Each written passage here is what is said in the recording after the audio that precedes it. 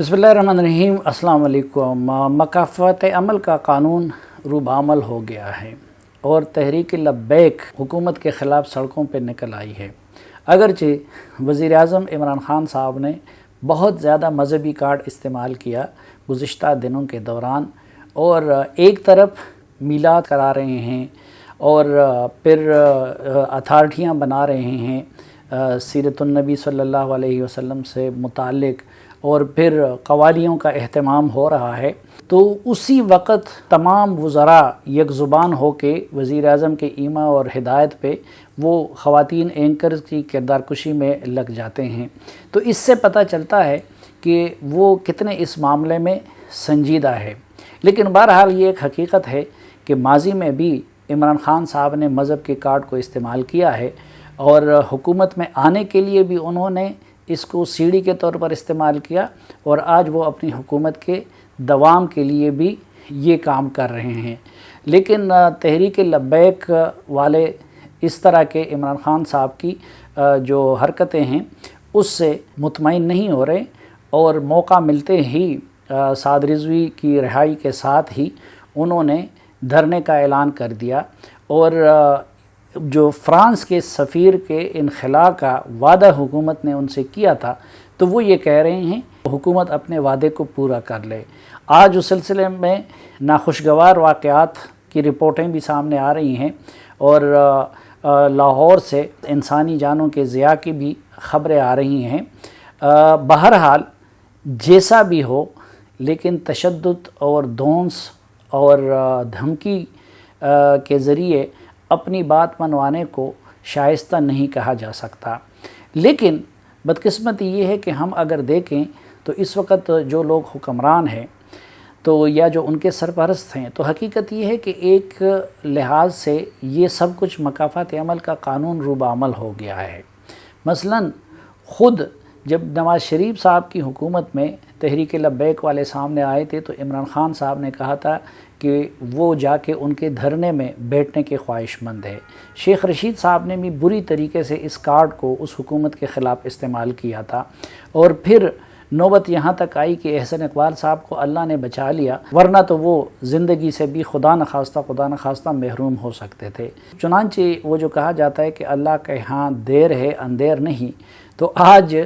PTI को और इमरान ख़ान साहब को उसी सूरत हाल का सामना है तहरीक लब्बैक की तरफ से, जिसका नवाज़ शरीफ साहब और शायद खाकान अब्बासी साहब को सामना करना पड़ा था। हम सब जानते हैं कि रहमतुल लिल आलमीन हज़रत मोहम्मद मुस्तफ़ा सल्लल्लाहु अलैहि वसल्लम की ज़ात से मुताल्लिक़ जो कुछ भी हो वो नहायत हस्सास तरीन मामला है, पूरी दुनिया में भी और पाकिस्तान में भी। और ये भी एक हकीकत है कि जिस तरह नबी करीम सल्लल्लाहु अलैहि वसल्लम से मोहब्बत हर इंसान की ईमान का हिस्सा है, उसी तरह नबी करीम सल्लल्लाहु अलैहि वसल्लम की इस बाबरकत ज़ात को सियासी मकासद के लिए या तज़वीराती मकासद के लिए इस्तेमाल करना उतना ही कबीह अमल भी है। लेकिन एक सवाल ये भी आता है कि ये जो हुकूमत है जो रियासत मदीना का नाम लेके मज़हब के कार्ड को इस्तेमाल करती है, तो उन्होंने वादा क्यों किया तहरीक लब्बैक के साथ फ़्रांस के सफ़ीर को निकालने का? क्योंकि जिस नबी सल्लल्लाहु अलैहि वसल्लम का तहरीक लब्बैक वाले भी नाम ले रहे हैं, और जिनका इस वक्त इमरान ख़ान साहब भी बार बार जिस हस्ती का ज़िक्र करते हैं, तो उस नबी की मोहब्बत का सबसे बड़ा तकाज़ा ये है कि उनके अहकामात पे और उनकी अहादीस पे अमल किया जाए, उनकी सुन्नत को अपनी ज़िंदगी का हिस्सा बनाया जाए। अब उस नबी सल्लल्लाहु अलैहि वसल्लम ने हमें बताया है कि मुनाफिक की 4 निशानियों में से एक निशानी ये है कि वो अपने वादों को पूरा नहीं करता। कुरान ने बार बार अपने वादों को पूरा करने की तलक़ीन की है। तो सवाल ये है कि इमरान ख़ान साहब की हुकूमत ने उनके साथ एक ऐसा वादा क्यों किया कि जिसको पूरा करना उसके लिए मुमकिन नहीं था। और जब वो रियासत मदीना का नाम लेते हैं, तो क्या रियासत मदीना के हुक्मरानों से ये तवक्को की जा सकती थी کہ نعوذ باللہ وہ کوئی ایسا وعدہ کریں گے جس کو وہ پورا نہیں کر سکتے، یا نعوذ باللہ وہ مذہب کو سیاست کے لیے ایک کارڈ کے طور پر استعمال کریں گے۔ بہرحال جو کچھ ہو رہا ہے نہایت ناخوشگوار اور ہو رہا ہے، ہم سب کے لیے انتہائی تکلیف دہ ہے، اور ہماری دعا ہے کہ تحریک لبیک اور حکومت کے مابین اس معاملے کا کوئی پرامن حل نکلے کہ کسی مسلمان اور کسی پاکستانی کی جان ضائع نہ ہو۔ لیکن ظاہر ہے کہ مکافات عمل کا قانون بھی اٹل ہے، اور قرآن کی آیت ہے کہ وَتِلْكَ الْأَيَّامُ نُدَاوِلُهَا بَيْنَ النَّاسِ۔ دوسرا، آج ملک بھر میں مہنگائی کے خلاف مظاہرے ہوئے۔ کچھ لوگ کہتے ہیں کہ جی اپوزیشن نے عوام کو نکال دیا، لیکن حقیقت یہ ہے کہ عوام نے اپوزیشن کو نکال دیا، اور وہ اپوزیشن جو اپوزیشن بننے کو بھی تیار نہیں تھی اور جو بٹ گئی تھی، خود عوام نے اپنے پریشر سے نہ صرف یہ کہ ان کو نکالا بلکہ ان کو یونائٹ بھی کیا، کیونکہ وہ پیپلز پارٹی جو ڈیل کے تحت پی ڈی ایم سے نکل گئی تھی اور جس نے پی ڈی ایم کو غیر مؤثر کر دیا تھا، آج جب ایک طرف جے یو آئی اور مسلم لیگ نون کے رہنما احتجاج کر رہے تھے، تو اسی طرح پیپلز پارٹی حتیٰ کہ وزیر اعلیٰ سندھ نے بھی مہنگائی کے خلاف احتجاج کیا، جبکہ دوسری طرف جماعت اسلامی جو کہ پی ڈی ایم کا حصہ نہیں ہے، اس نے بھی اس احتجاج میں حصہ لیا۔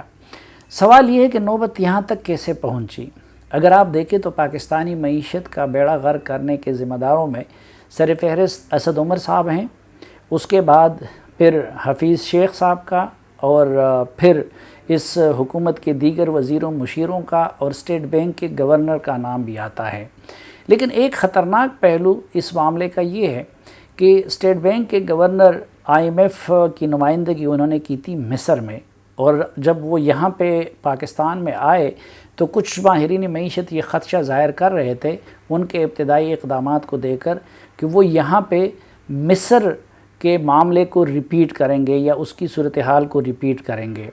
اس وقت چونکہ عمران خان کی عقیدت اور محبت بھی زوروں پر تھی اور ان کے لیے ادارے بھی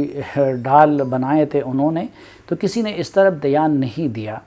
لیکن اب جس طرح انہوں نے غیر سنجیدہ اور تحریک انصافیانہ قسم کے بیانات دینے شروع کیے ہیں، اور بچگانہ قسم کے بیانات کہ جی ڈالر کی قدر بڑھنے سے تو اوورسیز پاکستانیوں کو فائدہ ہوتا ہے، تو اس سے اس شک کو تقویت ملتی ہے۔ اور آج خواجہ آصف صاحب نے اسمبلی میں اس کا ذکر بھی کیا ہے کہ کہیں واقعی جان بوجھ کر تو پاکستان کو نیا مصر بنانے کی سازش نہیں ہو رہی۔